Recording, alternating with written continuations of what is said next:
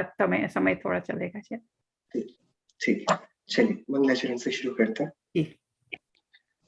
नमो अरहंताणं नमो सिद्धाणं नमो आयर्याणं नमो उवच्छायाणं नमो लोये सप्तसाहूणम्। मंगलम भगवान वीरो मंगलम गौतमो गणी मंगलम कुंद कुंदात्यो जैन धर्मोस्तु मंगलम सर्वमंगल्य मांगल्यम सर्वकल्याणकारकम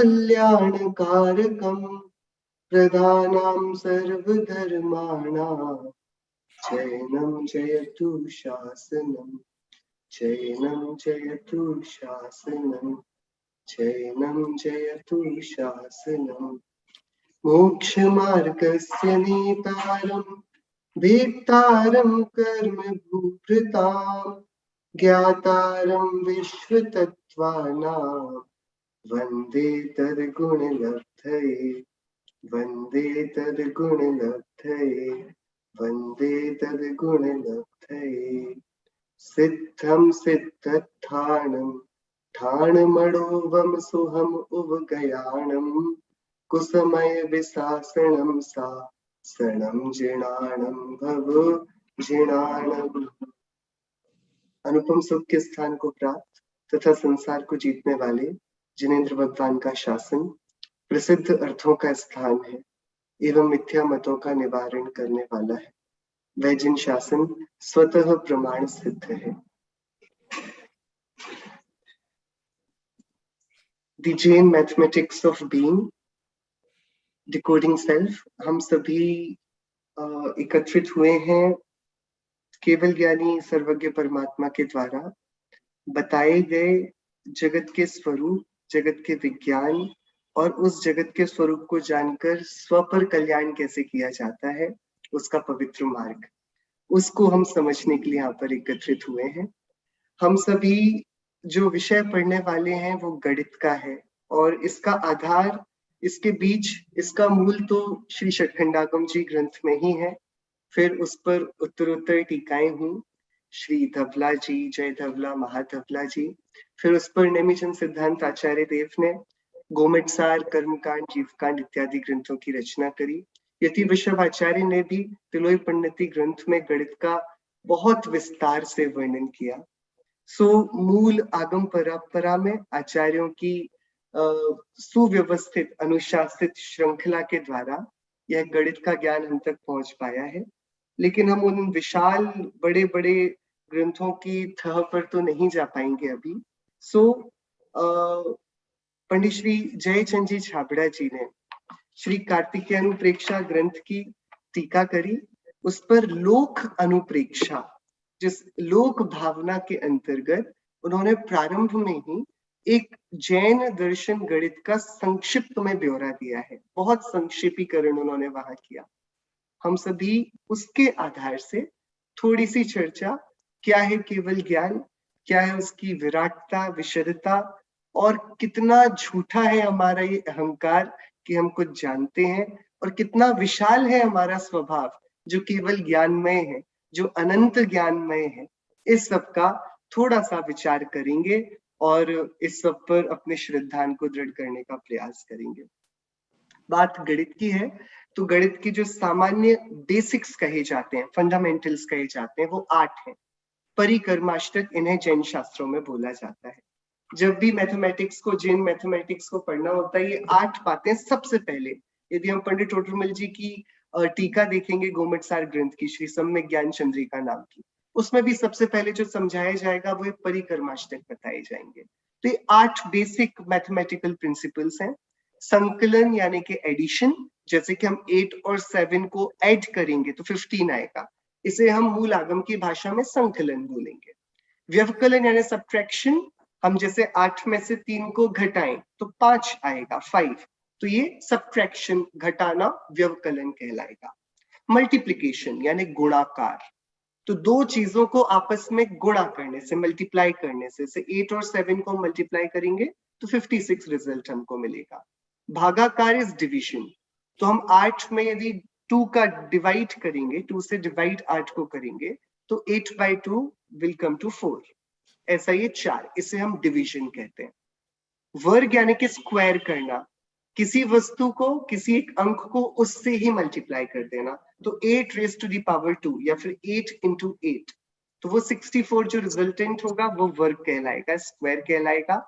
और हम उल्टा जाएंगे, हम जो स्क्वायर करके जिस संख्या को हमने पाया, जिस 64 रिजल्ट पर हम पहुंचे, हम वहां से वापस आ पाए उस मेन संख्या पर जिसका हमने स्क्वायर किया है, तो हम उसको स्क्वायर रूट कह देते हैं। कम बैक, हम जो 64 तक पहुंचे तो क्या मल्टीप्लाई करके पहुंचे, तो 8 को 8 से मल्टीप्लाई किया तो 64 पर आए, तो 64 का स्क्वायर रूट हुआ 8। सिमिलरली क्यूब और क्यूब रूट के साथ रहेगा। क्यूब क्या है, किसी भी चीज को उससे ही 3 बार मल्टीप्लाई कर देना, 8 into 8 into 8, तो वो 512 आएगा। और क्यूब रूट, यदि हमें 512 दिया हो और पूछा जाए कि ये 512 किस संख्या को 3 बार मल्टीप्लाई करने से आया, तो हम क्यूब रूट को निकालकर वापस 8 पर आ सकते हैं कि 8 into 8 into 8 is equal to 512, इसलिए क्यूब रूट ऑफ 512 is 8। ये बेसिक जो एक मैथमेटिक्स की क्लास में आज का एजुकेशन सिस्टम भी फॉलो करता है, बच्चों को मैथ्स में सबसे पहले जिन फंडामेंटल्स को बताया जाता है, जो कि लौकिक और अलौकिक दोनों गणित में बहुत इंपॉर्टेंट हो जाते हैं, वो ये परिकर्माष्टक कहलाते हैं। 8 चीजें जिनसे हम लोक के बारे में, कर्मों के बारे में, जीव अजीव, जीव पुद्गल धर्म धर्म आकाश काल, इन द्रव्यों की संख्याओं के, इनके गुणों के, विभागों के बारे में जानते हैं। ये 8 वो बेसिक मैथमेटिकल प्रिंसिपल्स हैं। ठीक है, ये एकदम सिंपल है। और भी गणित के शास्त्रों में स्टार्टिंग करते हैं तो वो त्रैराशिक का वर्णन करते हैं। ये जब हम बच्चे थे तो हम लोग को स्कूल में वर्ड प्रॉब्लम्स आती थी, एकदम सिंपल। यदि $2 में 16 बनानास आते हैं और मेरे पास $8 हैं, तो मैं कितने बनानास बाय कर सकता हूँ, एकदम सिंपल। तो इसको त्रैराशिक क्यों बोलते हैं कि if you are given 3 things, आप चौथी चीज को अपने आप निकाल सकते हैं।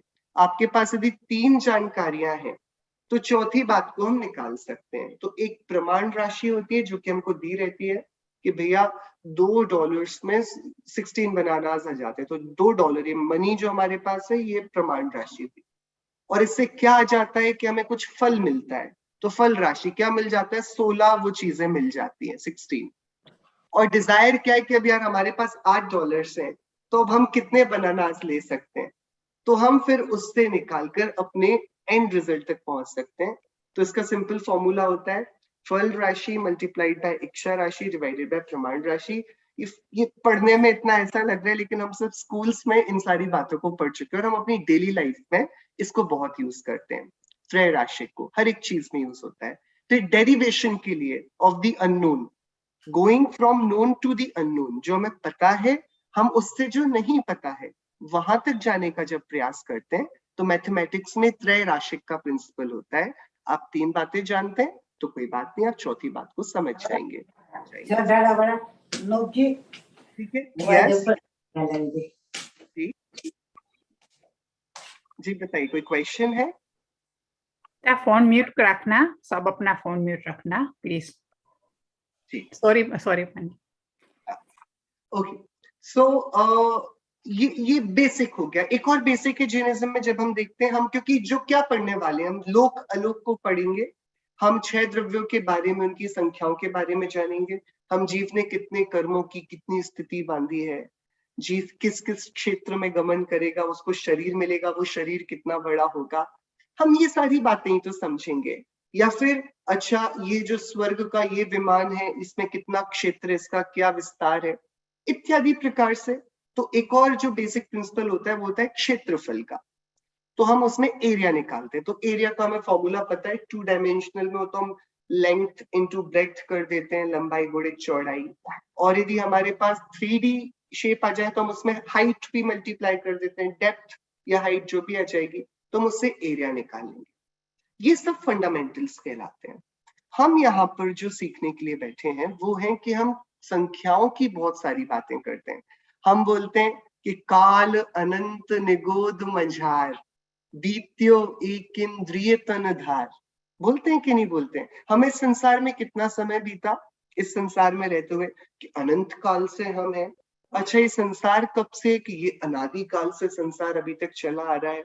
अच्छा, और कितने प्रकार के परिणाम होते हैं? कि असंख्यात लोक प्रमाण परिणाम होते हैं, कषायों के प्रकार होते हैं, योगों के प्रकार बहुत में लेते हैं कि निगूढ़ शरीर में एते जीव बखान, एक निगूढ़ शरीर में कितने जीव होते हैं? कि अनंत जीव होते हैं। कितने? कि सिद्धों के अनंत गुणे जीव होते हैं। अच्छा, और टोटल निगूढ़ शरीर कितने होते हैं? कि वो असंख्यात होते हैं। तो ये अनंत क्या होता है, असंख्यात क्या होता है, संख्यात क्या होता है, ये बहुत सारी बातें हम जो प्रयोग में लेते हैं, बट हम बहुत उसको जेन्युइनली, बहुत लाइटली ले लेते हैं। तो हमारा मेन अभी इंटेंट है कि हम जिनागम में समझें कि भैया ये जो इतनी सारी गणनाएं बताई जा रही हैं, इनकी भाव भासना कैसे हो। तो सबसे पहले हम देखते हैं मान मतलब टू काउंट। तो गणित में हम जब किसी चीज को डिकोड करते हैं, जानते हैं कि क्या कितना है, वो मैथमेटिक्स गणित कहलाती है। दो प्रकार की है, एक जो हम अपनी व्यवहारिक जीवन में प्रयोग में लेते हैं, लौकिक गणित, जिससे हम आजकल स्पेस पर रॉकेट्स लॉन्च कर रहे हैं, सैटेलाइट्स को डाल रहे हैं, किस ग्रह की किस कैलकुलेशन से कहां पर वो पहुंचनी चाहिए तो वहां तक का हमें बता देगा। तो हम जो कि बहुत प्रिसाइज और एकदम बहुत अच्छे प्रेसिजन के साथ जो कैलकुलेशंस करते हैं, जिससे हमारी पूरी अभी की मेडिकल साइंस डेवलप हो रही है, स्पेशल साइंस डेवलप हो रही है, तो ये लौकिक गणित दिख रहा है उसमें, राइट। अलौकिक गणित, इसका प्रयोजन थोड़ा अलग है। जब हम अलौकिक गणित में आ गए, तब हमारा प्रयोजन कुछ लौकिक उन्नति का, कुछ टेक्नोलॉजिकल या साइंटिफिक एडवांसमेंट का नहीं है। अब हमारा प्रयोजन बन जाता है कि हम कैसे अपने ज्ञान स्वभाव को समझें, कैसे इस जगत के संबंध में अपनी समझ बनाएं, और उसके ही साथ कैसे हम सभी अपने यथार्थ स्वरूप को जानकर और जगत के यथार्थ वस्तु स्वरूप को जानकर अपने परमार्थ प्रयोजन की सिद्धि के लिए मोक्ष मार्ग में आगे बढ़े।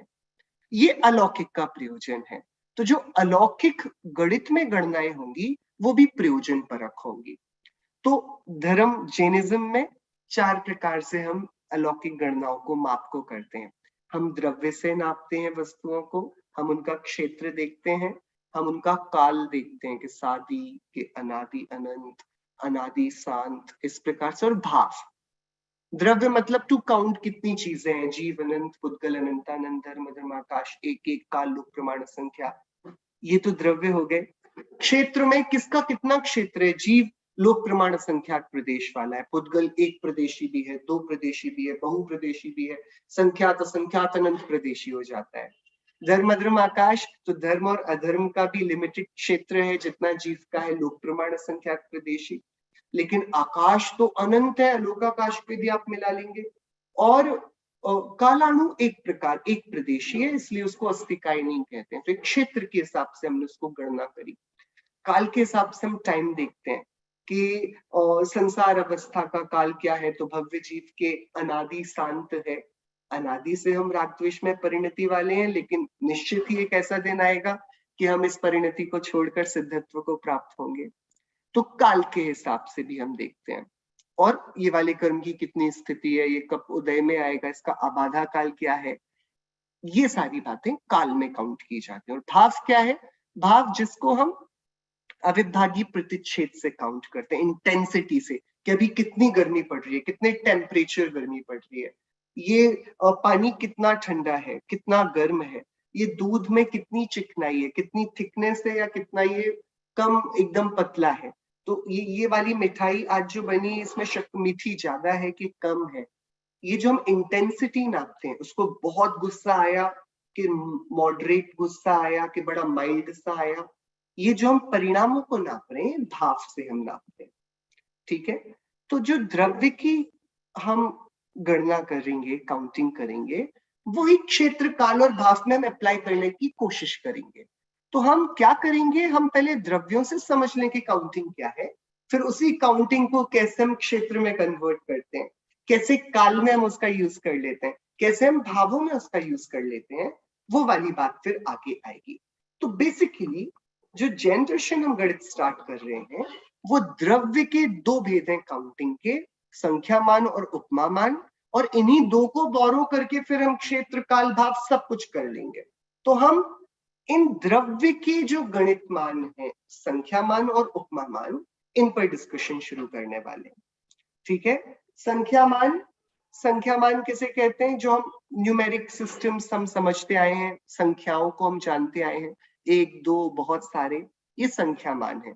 और उपमा मान जब हम किसी चीज को किसी और चीज का दाखला देकर बताते हैं। जैसे कि आपने सुना होगा कि उत्कृष्ट देवायु 33 सागर की होती है। अब ये सागर क्या होता है? सागर का अर्थ तो समुद्र होता है। जैसे कि पल्य की भोग भूमि की आयु होती है, पल्य। ये पल्य मतलब क्या होता है? पल्य मतलब तो गड्ढा होता है। तो ये सागर, पल्य, ये सब क्या है? ये हम गड्ढे से उपमा देकर किसी वस्तु को जानने की कोशिश कर रहे हैं। जैसे कि किसी ने बोला कि वो बहुत सुंदर है, तो कितना सुंदर है कि अरे वो एकदम चंद्रमा के जितना सुंदर है। जैसे चंद्रमा को देखकर बहुत शीतलता मिलती है। तो हमने उपमा से बताया कि हम उसको काउंट नहीं कर पा रहे, बट हम उसको किसी और चीज को देखकर, भैया कितनी बड़ी नदी थी, इतनी बड़ी थी जैसे नदी नहीं समुद्र ही हो, तो आपने उसको उपमा से बताया, राइट? तो 2 प्रकार से हम काउंटिंग करेंगे। एक हम नंबर्स को प्योर मैथमेटिकली यूज करके, और दूसरा हम नंबर्स तक नहीं पहुंच पाएंगे, हम कुछ उपमाएं देकर, उसके कुछ विशेषण बनाकर, कि वो सागर जितना है, समुद्र जितना, वो गड्ढे में भरा जाए कुछ भेड़ के बालों को और ठसाठस भर दिया जाए, चक्रवर्ती की सेना उसे फ्लैट कर दे, उतने जितनी आएगी ना, उतना वो पल्ले वाला है। इस प्रकार से ये गणित को हम यहाँ पर प्रयोग में लेने वाले, और इसमें भी हमारा इंटेंट अभी फर्स्ट फोकल पॉइंट रहेगा संख्या मान का। ठीक है, आई नो थोड़ा अभी आप लोगों को थोड़ा सा लग रहा होगा कि हम क्या डिस्कशन कर रहे हैं और क्या, बट एक बेसिक, क्योंकि हमने अब सबने मन बनाया है कि हम थोड़ा जैन अलौकिक गणित का टेस्ट ले लें, तो नहीं आई नहीं, थॉट बहुत ही सुंदर है, आपका बताया हुआ बहुत ही सुंदर है। बेसिक से ही स्टार्ट करेंगे तो ठीक रहता है। अनुभव जी, अनुभव जी, जी एक प्रश्न है।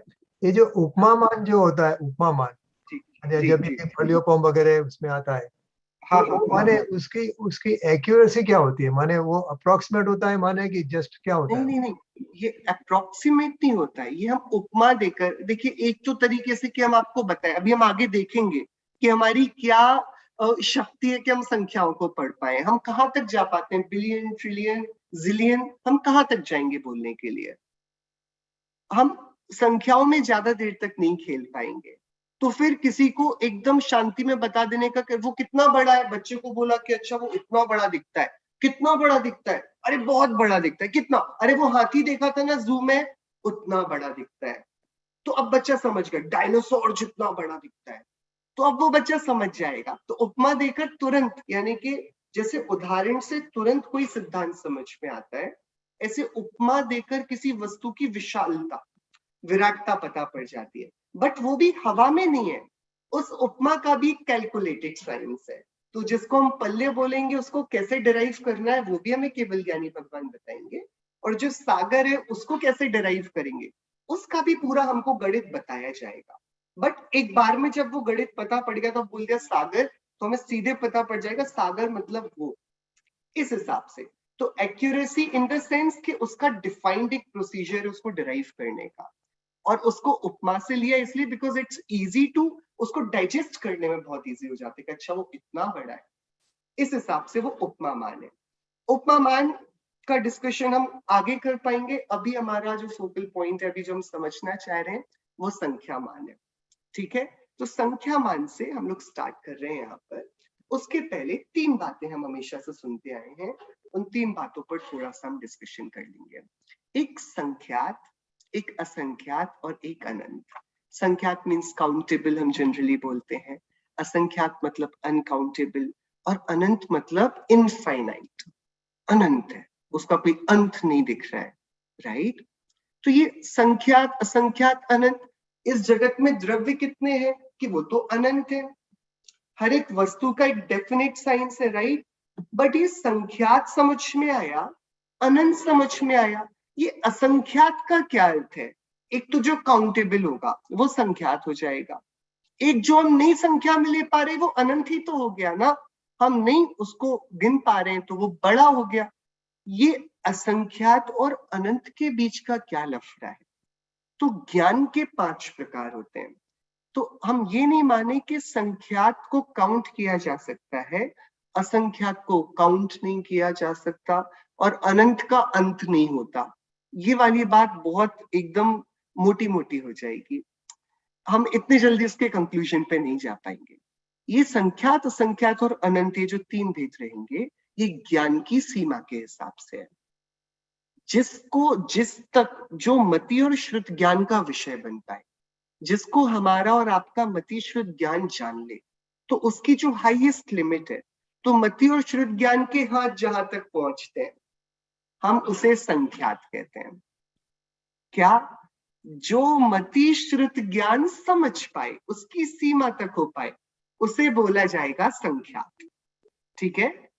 जो मति श्रुत ज्ञान तो नहीं जान पाए, लेकिन अवधि मनः परे ज्ञान उसे जान ले, तो उसके ज्ञान का जो विषय बन पाए, उसे बोलेंगे असंख्यात, जो कि अनकाउंटेबल हो गया। फॉर हुम मति श्रुत ज्ञान उसे काउंट नहीं कर पा रहा, उसे नहीं जान पा रहा है, लेकिन अवधि और मनः परे ज्ञान उस तक पहुंच पा रहे हैं। मति श्रुत ज्ञान नहीं पहुंच पा रहे हैं, अवधि मनः परे ज्ञान पहुंच पा रहे हैं, तो वो असंख्यात हो गया। और फिर यदि कोई वस्तु, कोई संख्या अवधि और मनः परे ज्ञान के भी बाहर निकल जाए, उसे हम बोलेंगे अनंत, जो केवल ज्ञान का विषय होती है। तो इसके कारण ही अनंत में 2 भेद बन जाते हैं, एक सक्षय अनंत और एक अक्षय अनंत। आपने सुना होगा, कई लोगों को डाउट होता है कि हर 6 महीने 8 समय में 608 जीव मोक्ष आ रहे हैं, तो ऐसे करते करते अनंत काल बाद सारे जीव खत्म हो जाएंगे, तो फिर यहाँ संसार में तो कोई बचेगा ही नहीं, क्योंकि आप कॉन्स्टेंटली माइनस करते जा रहे हो। 608 608 608 ऐसे ही निगोद के साथ है, हर 6 महीने 8 समय में नित्य निगोद से 608 जीव संसार राशि में आ रहे हैं, तो वो निगोद भी खत्म हो जाएगा। ये वाला डाउट होता है, बड़ा जेन्युइन और जनरल डाउट है। तो यहाँ पर आचार्य बताते हैं कि भैया सुनो, वो जो निगोद और सिद्ध भगवान की और इस सब की चर्चा है ना, ये अक्षय अनंत से आप डील कर रहे हो। ये वाला अनंत कभी एग्जॉस्ट नहीं होता, ये कभी खत्म नहीं होता। लेकिन एक ऐसा भी अनंत है जिसका अंत आता है, उसे बोलते हैं सक्षय अनंत। ऐसा भी एक अनंत है जिसका अंत आता है, उसे हम क्या बोलते हैं? सक्षय, क्षय वाला अनंत। तो फिर वो अनंत कैसे हुआ? जिसका अंत आ जाए वो अनंत, ही तो डेफिनेशन में ही फ्लॉ हो गया। अनंत उसे बोलते थे जिसका कोई अंत ना हो, और अब आप अनंत में 2 पार्टीशन कर रहे हो, एक सक्षय और एक अक्षय। अक्षय का समझ में आया कि वो अनंत है, वो कभी खत्म नहीं होगा, लेकिन ये सक्षय अनंत नहीं समझा। तब आचार्य बोलते, भाई साहब, जो सक्षय अनंत है वो है तो यूं असंख्यात ही, अनकाउंटेबली, लेकिन उसको अनंत इसलिए कह देते हैं क्योंकि अवधि मनः परे ज्ञान का वो विषय नहीं है। वो अनंत केवल ज्ञान का विषय है, केवल ज्ञान का विषय होने से वो अनंत कहलाता है। बाकी वो उत्कृष्ट संख्यात से बड़ी थोड़ी सी संख्या ही तो है। इस प्रकार से ये जो डिवीजन है, किसको हम संख्यात कह रहे हैं, किसको असंख्यात, वो सब भी काउंटेबल, अनकाउंटेबल और इनफाइनाइट, ये सारे बेसिक डिस्टिंक्शन ज्ञान के कारण पढ़ रहे हैं। ये ऐसा नहीं कि इस संख्या तक ये, इस संख्या तक ये, इस संख्या तक ये, यहां तक जहां तक मतिश्रुत ज्ञान की सीमा होगी वो सब संख्यात कहलाएगा, जहां तक अवधि मनः परे ज्ञान की सीमा होगी वो असंख्यात कहलाएगा, और जो उनके भी बाहर का होगा वो सब अनंत हो जाएगा, क्योंकि केवल ज्ञान सिर्फ उनको जानेगा।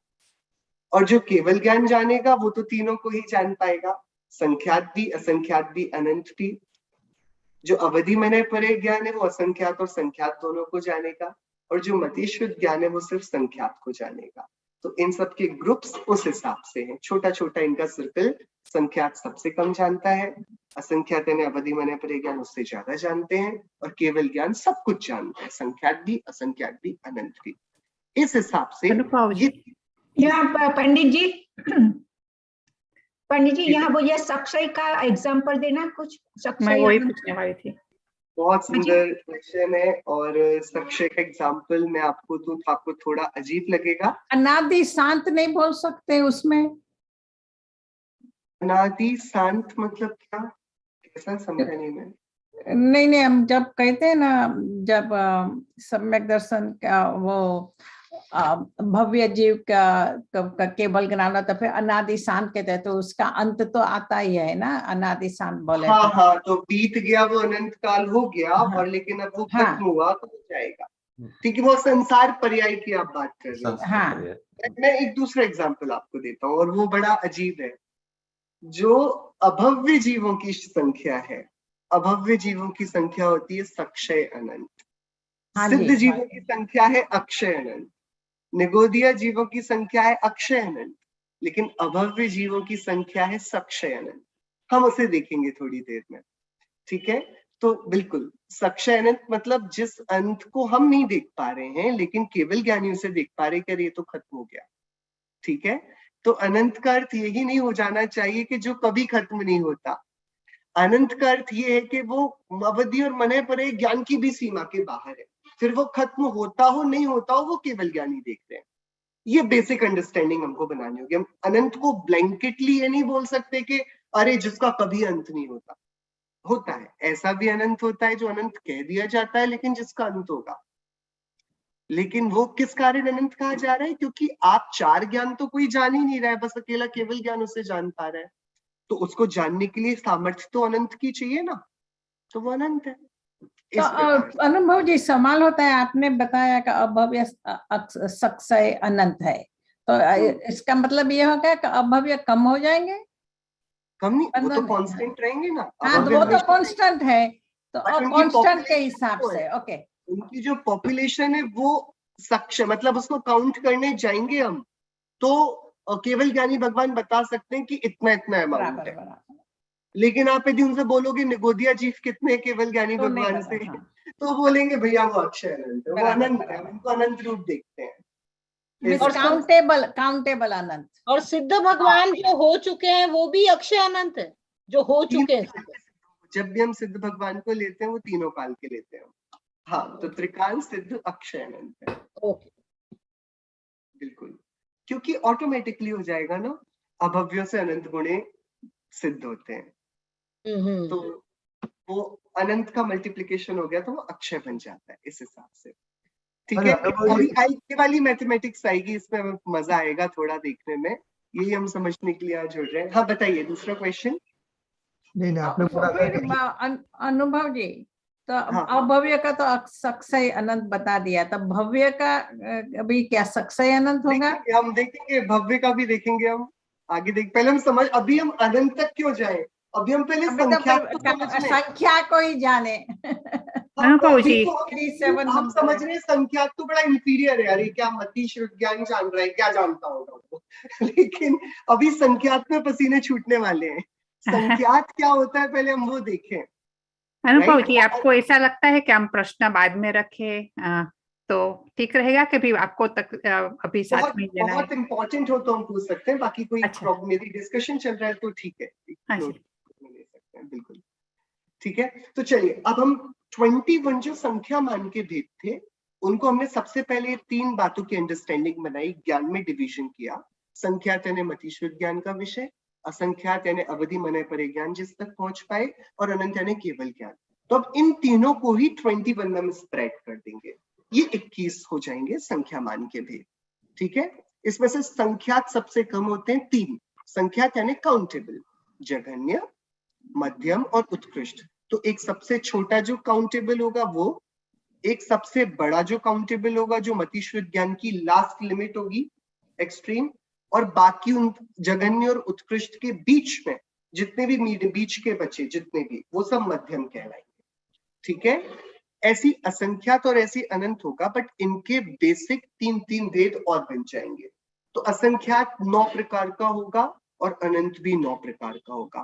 पहले 3 मेन भेद होंगे असंख्यात के, परीत असंख्यात, युक्त असंख्यात और असंख्याता संख्यात। ऐसे ही सेम नेम्स, परीत अनंत, युक्त अनंत और अनंतानंत। हमको ज्यादा नाम याद करने ही नहीं है, एकदम सिंपल है। और इन तीनों के वापस 3 भेद बन जाएंगे, जघन्य परीत असंख्यात, मध्यम परीत असंख्यात, उत्कृष्ट परीत असंख्यात, जघन्य युक्त संख्यात, मध्यम युक्त संख्यात, उत्कृष्ट युक्त संख्यात। जघन्य असंख्यात असंख्यात, मध्यम असंख्यात असंख्यात, उत्कृष्ट असंख्यात असंख्यात। जघन्य परीत अनंत, मध्यम परीत अनंत, उत्कृष्ट परीत अनंत, जघन्य युक्त अनंत, मध्यम युक्त अनंत, उत्कृष्ट युक्त अनंत, जघन्य अनंत अनंत, मध्यम अनंत अनंत और उत्कृष्ट अनंत अनंत। ठीक है, एकदम सिंपल, एकदम 21 कैसे हो गए? 3 संख्यात के, जो सबसे लोएस्ट है वो, जो बीच के हैं वो, और जो हाईएस्ट है वो। फिर 9 असंख्यात के, 3 परीत के, 3 युक्त के और 3 असंख्यात असंख्यात। तो ये 9, तो 9 + 3 12, एंड अनंत के भी वापस 9, परीत के 3, युक्त से 3 और अनंतानंत से 3। तो 12 + 9 = 21। तो ये 21 जो संख्याएं हैं, ये हमारे टोटल संख्या मान के भेद बन जाते हैं। हमें इन 21 संख्याओं को डिराइव करना है, हमें इन्हें सीखना है कि सबसे छोटा संख्या कौन सा है। इसमें अनुभव जी वो अक्षय अनंत नहीं आएगा कि वो भी इसी में शामिल है? अनंतानंत में उत्कृष्ट अभी आ जाएगा, वो अनंतानंत में आएगा। Okay okay. अनंतानंत का भेद है वो, मतलब अनंतानंत में कुछ अक्षय रहेंगे और फिर अक्षय होंगे। वो बहुत बड़ा गणित रहेगा, हम देखेंगे उसे। बट वो अभी बहुत लंबी, उस तक की यात्रा बहुत लंबी। हम पहले ये संख्यात को आज यदि हम पा पाए तो बहुत बड़ी उपलब्धि होगी, बिकॉज मुझे नहीं लग रहा है हम वहां तक पहुंच पाएंगे। ठीक है, चलिए। तो ये 21, सबसे पहले 21 हमारे दिमाग में सेट होना चाहिए। संख्यात 3 होंगे, एक जो सबसे छोटा है संख्यात, जघन्य संख्या, एक उत्कृष्ट जो हाईएस्ट है, उत्कृष्ट संख्या, और हाईएस्ट -1 एंड जघन्य +1। इसके बीच में जितने भी आएंगे वो सब मध्यम संख्या। ठीक है, फाइन। जैसे कि यदि हमने जघन्य संख्यात माना 1, ठीक है, लेट्स फॉर एग्जाम्पल, अब वो क्या होता है वो हम देखेंगे, जघन्य संख्या वो हम देखेंगे, बट अभी एग्जाम्पल की। और उत्कृष्ट संख्यात हमने माना 100, ठीक है, तो 1 हो गया जघन्य, उत्कृष्ट हो गया 100, और मध्यम 2 से लेके 99 तक जितने भी नंबर है वो सब मध्यम संख्यात कहलाएंगे। ठीक है, सिमिलरली सबके साथ ऐसे ही होगा। तो बहुत, अब हमको 21 देखकर थोड़ा लग रहा होगा कि इतनी सारी चीजें हम कहाँ पढ़ेंगे, क्या देखेंगे। अनुभव जी फिर से बताइए प्लीज, वो पहला बोले। एग्जाम्पल के लिए, जघन्य मतलब लोएस्ट और उत्कृष्ट मतलब हाईएस्ट। ठीक है, तो जघन्य मान ले कि 1 है और उत्कृष्ट मान ले कि 100 है। ठीक है, तो जघन्य संख्यात = 1, उत्कृष्ट संख्यात = 100। मध्यम क्या होगा कि आप 100 में से 1 घटा दीजिए 99, और जघन्य में 1 मिला दीजिए, 1 + 1 2। 2 से लेकर 99 तक जितना भी होगा ये सब मध्यम संख्या कहलाएगा। तो मध्यम की संख्याएं सबसे ज्यादा होंगी, जघन्य और उत्कृष्ट एक्सट्रीम एंड होंगे, सबसे छोटा और सबसे बड़ा 1-1, और इसके बीच -1 +1 कर दीजिए, जितना भी बना वो सब मध्यम में चला जाएगा। तो 45 मध्यम संख्या, 75 मध्यम संख्या, 98 मध्यम संख्या, 100 उत्कृष्ट। ठीक है, क्लियर, एकदम सिंपल है। अब हमको डर लग सकता है कि 21 संख्याओं को हम क्या समझेंगे और क्या जानेंगे। 21 की हमें टेंशन नहीं लेनी है। देखिए एकदम सिंपल है, एकदम सिंपल। हमको जो जो पता पड़ जा रही है चीजें वो तो हम देख ही लें।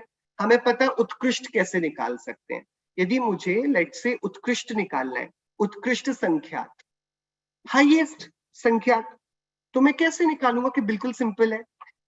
ये जो जघन्य परीत संख्या, जघन्य होगा ना आगे वाला, इसमें यदि आप -1 कर दोगे तो पीछे का उत्कृष्ट आ जाएगा। जैसे हम स्कूल में पढ़ते थे ना, which is the highest 2 digit number, school में हमें पढ़ाया जाता था 2 डिजिट का सबसे बड़ा नंबर कौन सा होता है। तो टीचर बोलती थी जो 3 डिजिट का सबसे छोटा नंबर हो उसमें से 1 माइनस कर दो। 3 डिजिट का सबसे छोटा नंबर होता है 100, उसमें से -1 कर दो तो 99 आ जाएगा। 99 ये 2 डिजिट का सबसे बड़ा नंबर है, करेक्ट। यही वाला प्रिंसिपल यहां लगेगा। जो नेक्स्ट लोएस्ट है ना, उससे -1 कर देंगे तो पहले वाला हाईएस्ट आ जाएगा। आप लोग सुन रहे हैं? जघन्य परीत संख्यात में से 1 -1 कर दो तो उत्कृष्ट संख्यात आ जाएगा। जघन्य युक्त संख्यात में से -1 कर दो तो जघन्य परीत संख्यात आ जाए, उत्कृष्ट परीत संख्यात आ जाएगा। जघन्य असंख्याता संख्यात में से -1 कर दो तो उत्कृष्ट युक्त संख्यात आ जाएगा। देखिए ये किया हमने, उत्कृष्ट of x is equal to जघन्य ऑफ y माइनस 1। जो ऊपर वाले का लोएस्ट है उसमें से एक घटा दो तो नीचे वाले का उत्कृष्ट आ जाता है। सिंपल, ठीक है। युक्त परित और हाँ युक्त और परित, इनका मीनिंग क्या है? युक्त परित ये आगम में परंपरा से चले आए शब्द हैं, ऐसे ही शब्द हैं, इनका नाम ही दे आर बेसिकली जगन्य मध्यम उत्कृष्ट का ही ऊपर वाला भाग, बेसिकली उसमें भी वो जगन्य मध्यम उत्कृष्ट समझ ले। हाँ हाँ, ये इनके भी, मतलब हमने असंख्यात को पहले 3 बड़े बड़े ग्रुप्स में डिवाइड किया। हाँ, तो उनको भी अपन स्थूल रूप में जगन्य मध्यम उत्कृष्ट, ओके ओके, उनके फिर फर्दर हमने लिए। तो एक्चुअल में हम संख्यात, फिर परित संख्यात, फिर युक्त संख्यात, असंख्य, सब एक साथ चलेंगे, ये वाली चीजें एक साथ चलेंगी, ठीक है। मगर कुछ रहस्य होना मांगता है ना, परित और युक्त दोनों अलग क्यों बोला? हाँ हम देखेंगे ना, उनकी काउंटिंग में हमको रहस्य पता पड़ेगा, जब हम उनको डिराइव करेंगे तो वो रहस्य हमको मिलेगा। बहुत अंतर है। આપણે એમને જ બોલવા દઈએ, પછી જ્યારે આપણને ખરેખર કોઈ પ્રશ્ન હોય ને એવો તો કહીએ, તો આપણે ફ્લો સારો રહેશે આપણને। ठीक है, पंडित जी, हाँ, नेक्स्ट बोलना। जी दिखाया ना वो एग्जांपल, वो फिर से हम देख सकते हैं? हाँ वो एक ठीक मिनट, है। हाँ हाँ जी। तो उत्कृष्ट ऑफ x मतलब पीछे वाले का उत्कृष्ट ऊपर वाले के जघन्य से -1 करेंगे तो आ जाएगा। तो उत्कृष्ट संख्यात इज इक्वल टू जघन्य परित संख्यात -1, तो ये उत्कृष्ट संख्यात आ जाएगा। असंख्यात का सबसे छोटा है परित संख्यात, उसका भी जघन्य पार्ट ले लें, उसमें से -1 कर दे तो उत्कृष्ट संख्यात आ जाता है। उत्कृष्ट परित संख्यात क्या होगा कि इससे बड़ा होता है युक्त संख्यात, तो जघन्य युक्त संख्यात -1, तो उत्कृष्ट परित संख्यात आ जाएगा। उत्कृष्ट युक्त संख्यात क्या होता है कि भैया इससे बड़ा होता है असंख्याता संख्यात, तो असंख्याता संख्यात का जघन्य, उसमें से एक कम कर लो तो युक्त संख्यात का हाईएस्ट आ जाएगा। ओके, ठीक है। हाँ जी, हाँ जी। कंफ्यूज मत होइए, कुछ सिंपल, एकदम सिंपल चल रहा है। मैं बस आपको ये बता रहा हूं कि हमें इतनी सारी चीजें तो पढ़नी ही नहीं है, हमें इतनी सारी चीजें तो बस एक माइनस करके ही पता पड़ जाएंगी। तो आउट ऑफ 21 हमको सिर्फ और सिर्फ 8 बातें डिराइव करनी है, बाकी ये 2 फॉर्मूले से बाकी की सारी कितनी और 13 बातें हमें अपने आप निकल जाएंगी सिंपल फॉर्मूले से। तो हमको 21 में से 8 बातें देखनी है। क्या करना है, हमें जघन्य संख्यात देखना है, जघन्य परित संख्यात देखना है, तो हम इससे माइनस करेंगे तो उत्कृष्ट संख्यात आ जाएगा, राइट। और ऐसी जघन्य युक्त संख्यात को निकालना है, इससे हम -1 करेंगे तो उत्कृष्ट परित संख्यात आ जाएगा। जघन्य असंख्याता संख्यात यदि हमको पता पड़ जाएगा तो हम -1 करेंगे तो हमारे पास उत्कृष्ट युक्त संख्यात आ जाएगा। ऐसे करते करते हम सिर्फ ये 8 बातें जान लेंगे और हमसे 21 सारी संख्याएं डिराइव हो जाएंगी। बिल्कुल वो आराम से डिराइव किया जा सकता है, ठीक है, फाइन। आप लोग बिल्कुल मत घबराइए, एकदम इजी है अभी, क्योंकि हम पहली बार देख रहे हैं ना, तो हमको लग रहा है कितना कुछ है, कुछ भी नहीं है, एकदम सिंपल और बहुत मजा आने वाला है जब हम स्टार्ट करेंगे। तो यहां तक ठीक है, कोई दिक्कत नहीं है। हमें है 21 संख्याएं, जो कि हमें ज्यादा टेंशन लेना बिल्कुल पसंद नहीं है, हम 21 पर वर्क नहीं करेंगे, हमको सिर्फ 8 संख्याएं पता करनी है। वो 8 पता पड़ गई तो हम +1 -1 करके सारी संख्याएं निकाल लेंगे 21, ठीक है। हाँ जी, ठीक है, चलिए तो अब हम स्टार्ट करते हैं संख्यात से, ठीक है। तो आपसे एक क्वेश्चन पूछता हूं, संख्यात का जो सबसे छोटा पार्ट है जघन्य संख्यात, वो क्या हो, सबसे छोटी संख्या कौन सी होती है? एकदम सिंपल स्ट्रेट फॉरवर्ड है ये, एक होती है सबसे छोटी संख्या, राइट। कोई और ओपिनियन है किसी के पास? शून्य शून्य शून्य शून्य तो अच्छा, शून्य बड़ा इंटरेस्टिंग आंसर है ये। सबसे छोटा तो शून्य होता है ना, जीरो, राइट। जीरो से छोटा कुछ होता है क्या? कि जीरो कहते किसे हैं? आप मार्केट से जीरो पेन लेकर आ सकते हैं, यदि मैं आपसे मांगू तो? नहीं। मार्केट से लाके 0 फ्रूट लेकर आ जाइए, 0 पेन लेकर आइए। आप कोई ला सकता है? 0 लेकर आ सकते हो, ले जा सकते हो कुछ? नहीं। 0 पेन लेकर जाना वहां पर नहीं हो सकता पॉसिबल। तो 0 कोई नंबर ही नहीं है, 0 इज नॉट इवन कोई संख्या ही नहीं है। तो 0 तो सबसे छोटी नहीं हो सकती। 0 मतलब नहीं होना, शून्य मतलब कुछ भी नहीं। तो 0 can not be the lowest number, वो नंबर है ही नहीं 0। फिर अब क्या बचा? 1। 1 सबसे छोटा नंबर है। जैन आचार्यों ने बहुत इस पर मंथन किया और उन्होंने बोला नहीं, 1 सबसे छोटा नंबर नहीं हो सकता। क्यों नहीं हो सकता? तो जैनाचार्यों ने सिंपल सा क्वेश्चन पूछा। उन्होंने बोला 1 में 1 से मल्टीप्लाई करो, 1 into 1 कितना आएगा? 1। मल्टीप्लाई करने पर बढ़ना चाहिए था ना, मैं 2 into 2 करूंगा तो 4 आएगा, 3 into 3 करूंगा तो 9 आएगा, 4 into 4 करूंगा तो 16 आ जाएगा, 5 into 5 25, 6 into 6 36, 7 into 7 49। ये सब बढ़ते जा रहे हैं और 1 into 1 करने में 1.5 भी नहीं हुआ, 2 भी नहीं हुआ, बिल्कुल भी नहीं बढ़ा। 1 into 1 किया तो 1 ही रहा। ठीक है, कोई बात नहीं, ठीक है, नो वरीज। अच्छा, 1 से 1 को डिवाइड कर देते हैं तो क्या आएगा? 1। तो भी 1 आ रहा है, तो थोड़ा कम हो, थोड़ा घट जाता, कुछ भी नहीं हो रहा है ना। 1 को 1 से मल्टीप्लाई करो तो बढ़ता नहीं है, 1 को डिवाइड कर दो तो फिर घटता नहीं। आप यदि 2 को 2 से डिवाइड करोगे तो क्या आएगा? 1। 2 से घट गया ना, 2 था और अब 1 हो गया। 4 को 4 से डिवाइड करेंगे तो वो भी घट जाएगा। सारे घट जाते हैं डिवाइड करने पर, 1 नहीं घटता। 1 ना बढ़ता है ना घटता है। 1 को किसी से मिलाओ तो बढ़ता नहीं, 1 को 1 से घटाओ तो मतलब डिवाइड करो तो घटता नहीं। तो आचार्यों ने बोला भैया ये 1 नंबर तो कुछ काम नहीं कर रहा है, ये वाला हम संख्याओं में नहीं ले सकते। तो उन्होंने जघन्य संख्या शुरू किया 2 से। सबसे छोटा नंबर कौन सा होता है? 2। तो फिर 1 क्या होता है कि 1 आत्मा होती है। वो आत्मा किसी से मिलती नहीं, किसी से घटती नहीं, उसको बढ़ाया नहीं जा सकता, घटाया नहीं जा सकता। उसको किसी और से मिलाओ तो भी 1 रहती है, नरक में जाए तो 1 रहती है, त्रियंश में जाए तो 1 रहती है, देव में जाए तो 1 रहती है, मनुष्य रहे तो 1 रहती है, और सिद्ध हो जाए तो भी 1 रहती है। वो राग द्वेष वाली हो तब भी पूर्ण शुद्ध बनी रहती है, वीत राग हो तब भी शुद्ध बनी रहती है। वो 33 सागर तक नरक रहे आए या अनंत काल तक सिद्धिशिला में बनी रहे, वो अपने एकत्व को नहीं छोड़ती। तो एक ये आत्मा होती है।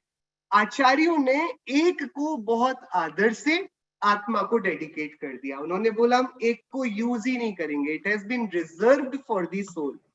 बोले आचार्य कुनकुन देव, देखिए समय 38 गाता है, एक बार पढ़ते हम। अहमे को खलु शुद्धो दंसणाणमयो सदारुवी णवि अत्थि मज्ज किंचिवी अन्नम परमाणु में तंपी।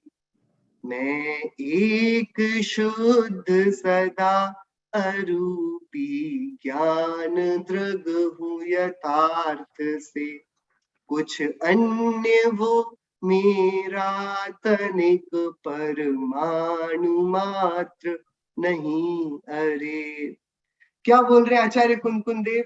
वो बता रहे हैं कि आत्मा एक है और इसी में वो जस्टिफाई भी कर रहे हैं कि वो एक कैसे है, क्योंकि आत्मा से कुछ मिलाओ मिलता ही नहीं, कुछ अन्य वो मेरा तनिक परमाणु मात्र नहीं। अरे ऐसी कोई दूसरी चीज है ही नहीं जिसको मैं अपने पास लाऊं और मैं बड़ा हो जाऊं। एक को मैं किसी से भी मल्टीप्लाई करूंगा, वस्तु वो की वो बनी रहेगी। एक है, वो हर चीज में व्याप्त है। 9 में भी 1 है, 10 में भी 1 है, 7 6 5 4 सारे नंबर्स में 1 है, सारी वस्तुओं में 1 है, वो कॉमन है और वो इतना कॉमन है कि उससे एकदम अलिप्त है। एक अनेक में जाता हुआ भी एक ही बना रहता है, परमाणुओं की अनंतता के बीच भी एकत्व को नहीं छोड़ता। ऐसा ये आत्मा है, वो एक है। एक ये आत्मा का है चिन्ह, आत्मा ही एक है, इसलिए जगन्य संख्यात में आत्मा को एक को गिना नहीं जाता। जगन्य संख्यात स्टार्ट होता है 2 से, जिसमें एक्चुअल में मल्टीप्लाई करने से कुछ बढ़ोतरी और डिवीजन करने से कुछ घटोतरी होती है, जो घटता है और बढ़ता है। इस कारण सबसे छोटा जो संख्यात हुआ वो हुआ 2। ठीक है, डेरिवेशन हमको समझ में आना चाहिए। हम जब बोले कि काउंटिंग कहाँ से शुरू होती है, कि 2 से होती है, क्योंकि 1 2 में बाहर की बातें, एक तो मेरे पास मेरा सुरक्षित है, मैं एक हूं, ये वाली बात अपने आप में पूरी एकत्व और अन्यत्व भावना को लिए हुए है। इसमें पूरे भेद ज्ञान का रहस्य है और इस एक की निष्ठा में ही अपना जीवन बीतना चाहिए। ये आचार्य कर्णानुग पढ़ाते हुए भी कह रहे हैं, उन्होंने एक को काउंटिंग में लिया ही नहीं, 2 से काउंटिंग स्टार्ट होगी। ठीक है, सो जघन्य संख्या सबसे छोटा नंबर कौन सा होगा जैनाचार्यों के सामने? 2 होगा, क्योंकि उससे कुछ रिजल्ट निकल रहा है, एक से कुछ रिजल्ट नहीं निकल रहा है। बताइए, कोई क्वेश्चन है? हाँ जी, तो एक को कुछ भी संख्या तो है ही, तो उसको एक कौन सा डिवीजन में रखेंगे? अभी हम अलौकिक गणित पढ़ रहे हैं ना, अच्छा, तो हम जब काउंटिंग करना शुरू कर रहे हैं तो इसमें आचार्य ये बता रहे हैं कि जो एक है ना, जगत की प्रत्येक वस्तु वो एक एक एक एक ही है। धर्म भी एक है, पुद्गल का प्रत्येक परमाणु भी एक एक एक एक एक है।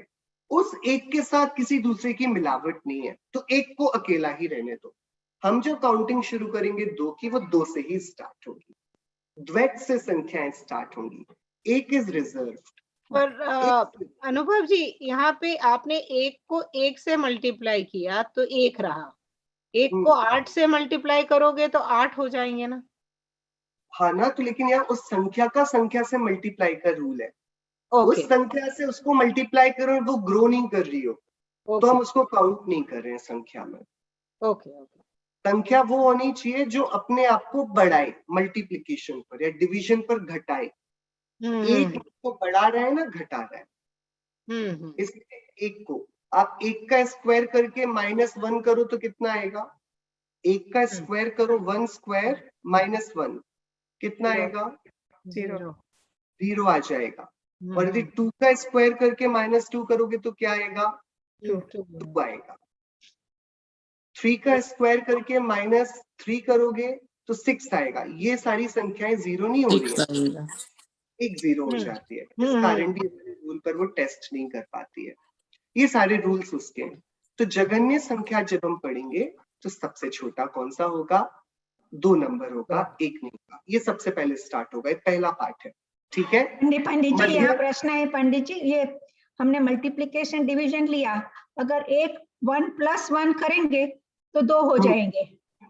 बिल्कुल, तो फिर लेकिन वो नंबर हमें बदल यहाँ गया। पर इंक्रीज करना है मल्टीप्लाइंग से। 1 - 1 करेंगे तो 0 हो जाएगा, 1 + 1 करेंगे तो 2 हो जाएगा। जोड़ने के तो इसमें सारे चल जाएंगे। मल्टीप्लिकेशन की बात है, स्क्वायर की बात है और डिवीजन की बात है। मेन बात टेस्ट में उसको लिया जाएगा, स्क्वायर को और मल्टीप्लिकेशन को और डिवीजन को। अगर हमें जीव की अपेक्षा से देखना है तो 1 और 1 जीव मिल नहीं सकते हैं, वैसे भी इधर बैठ जाएगा। एग्जैक्टली, हर एक चीज इंडिविजुअल है ना, एक का दूसरे में मिलना नहीं हो रहा है, वही तो बोल रहे हैं हम उसको। वही वाली बात है उस हिसाब से। तो 2 से हम लोग संख्या स्टार्ट करते हैं, 2 से ही स्कंद बनता है। आपने देखा होगा, 1 से अधिक परमाणुओं का मिल जाना वो स्कंद बनता है, राइट? तो 2 से ही द्वैत खड़ा होगा। 1 तक तो सब सुलझा हुआ है, तब तक कुछ गणित करने की जरूरत नहीं पड़ती, राइट? कितने सम्मिश्र शिखर जी हैं कि सम्मिश्र शिखर उसमें काउंट क्या करना है? कितनी मम्मी है, कितने पापा है? कि अरे मम्मी एक मम्मी है, पापा एक पापा है, इसमें काउंटिंग की क्या जरूरत है? और यदि आप किसी से पूछ लो कि बेटा आपकी कितने मम्मी कितने पापा है, तो शायद वो ऑफेंड हो जाए, क्योंकि जो एक चीज होती है उसकी गिनती करने जाओगे तो बिगड़ जाएगा मामला। तो एक पर गिनती नहीं होती, काउंटिंग नहीं होती। जो एक है वो एक है, उसको काउंट मत करो, वो है बस, आत्मा है। 1 है, 2 है, 4 है, आत्मा है ना, हो गया, इतना काफी है। जब आप गिनती करने जाओगे तब बात अलग होगी। 2 से स्टार्ट होगा, फिर किसको काउंट किया जाता है? जो मोर देन 1 हो। वहीं से तो हम संख्यात की बात करेंगे। जहां पर एक ही है वहां पर काउंटिंग की जरूरत नहीं पड़ती, गणित की जरूरत नहीं पड़ती। ठीक है, एकदम सिंपल हो गया ये। फाइन, चलिए अब हम लोग बात कर रहे हैं, अब 1 2 से बढ़कर जो कुछ भी होगा वो मध्यम होगा। कब तक जाएगा? वो उत्कृष्ट तक पर, हाईएस्ट संख्याक पर हम जब तक नहीं पहुंच पाएंगे तब तक वो उत्कृष्ट जाएगा। लेकिन हमको पता है कि उत्कृष्ट संख्याक कैसे मिल जाएगा हमको, कि जो जघन्य परीत संख्याक होगा ना, उसमें से -1 कर देंगे तो हाईएस्ट काउंटेबल संख्या आ जाएगी। करेक्ट? तो अब हम उत्कृष्ट संख्याक को नहीं निकालेंगे, ना ही मध्यम संख्याक को निकालेंगे। ये दोनों तो फॉर्मूले से हमको पता पड़ जाएगा। मुझे जघन्य संख्याक मिल गया है 2, और अब मुझे यदि जघन्य परीत संख्याक मिल जाएगा, मैं उसमें से -1 कर दूंगा तो मुझे उत्कृष्ट काउंटेबल संख्या भी मिल जाएगी, संख्याक भी मिल जाएगा। तो अब हम क्या करेंगे? हम सीधे जंप करेंगे जघन्य परीत असंख्याक में, जो अपने आप में एक मैग्निफिसेंट मैथमेटिक्स का मॉडल है, और इसमें हमें पूरी अपनी कंसंट्रेशन को, अपने उपयोग को झकझोरना पड़ेगा। 4 कुंड बनेंगे। अभी हम लोग इसको डिस्कस नहीं कर पाएंगे क्योंकि ऑलरेडी टाइम हो गया है, लेकिन आप इन 4 कुंडों के नाम बस याद कर लीजिए क्योंकि बहुत अच्छे नाम है। पहले कुंड का नाम है अनवस्था कुंड, दूसरे का है शलाका कुंड, प्रतिशलाका कुंड और महाशलाका कुंड। हम क्या जानना चाह रहे हैं कि मेरे पास मतिश्रुत ज्ञान है। कौन सा ज्ञान है? मतिश्रुत ज्ञान।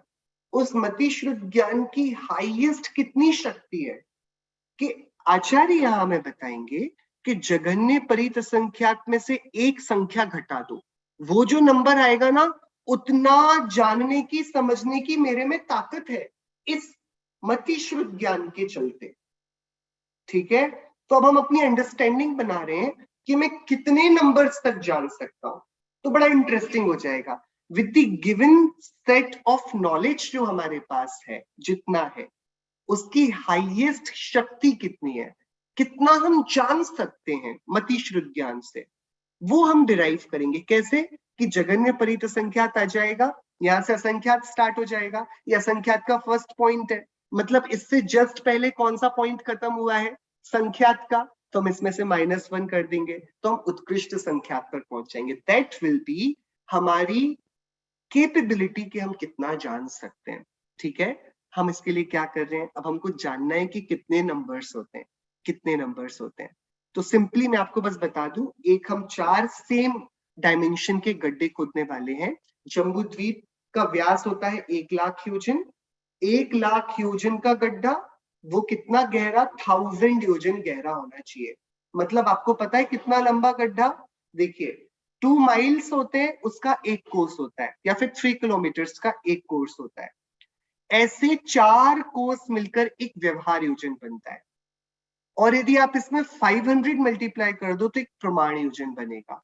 हम जब द्वीप समुद्र की गणना करते हैं तो वी कैलकुलेट, जैसे हम किलोमीटर्स माइल्स में नापते हैं ना, ऐसे 3 लोग को नापने के लिए हम योजन की लेते हैं, और फिर राजू की भी लेते हैं बड़े।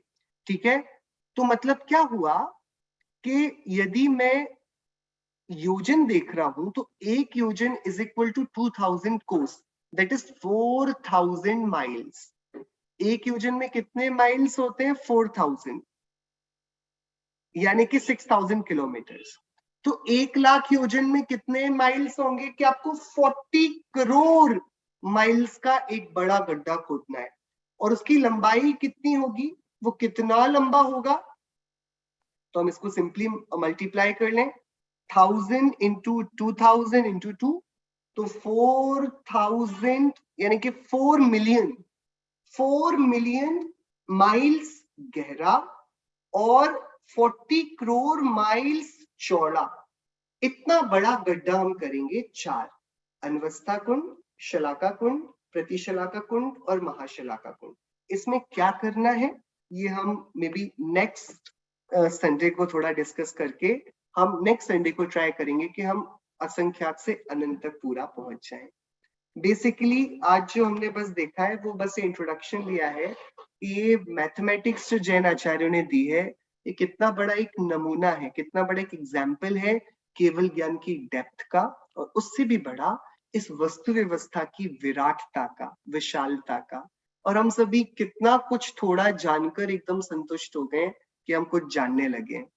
तो हम सब ये समझेंगे कि एक्चुअल में हमारा वर्तमान का ज्ञान यदि अच्छे से इसकी भावना भाई जाए और प्रयत्न किए जाएं तो कितने इसकी जानने की सामर्थ्य है, उस सबको हम आगे देखेंगे। आज के लिए बस कंक्लूडिंग रिमार्क्स ये रहेंगे कि हम सभी एक हैं, शुद्ध हैं, सदा अरूपी हैं। दो के चक्कर में पड़ने से सारी गड़बड़ शुरू होती है। हम अपने एकत्व भक्त निज आत्मा में ही तृप्त रहें, उसको जानने के प्रयोजन से, समस्त वस्तुओं के प्रति भेद विज्ञान से अपनी परिणति को निर्मल करें, इसी मंगल भावना से अभी की बात को यहाँ रोकता हूँ। जय जिंद्र, बहुत ही सुंदर अनुभव जी, ये बहुत ही सुंदर रहा।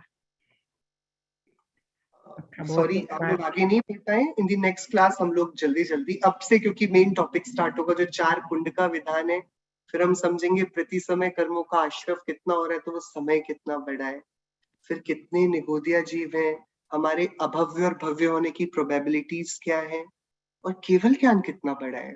ये सारी बातें अब से स्टार्ट होंगी। अभी तो हमने सिर्फ बेसिक बिल्डअप किया है, जघन्य संख्यात से ये समझ करके पहले तुम अपने आप को अलग कर लें कि मैं एक हूँ। अब बाकी बातें यहाँ से स्टार्ट होंगी। और ये शास्त्र का नाम क्या है? ये शास्त्र का नाम क्या है? ये शास्त्र कार्तिकेयानुप्रेक्षा में बहुत शॉर्ट में पंडित जयचंद जी छाबड़ा जी ने दिया है।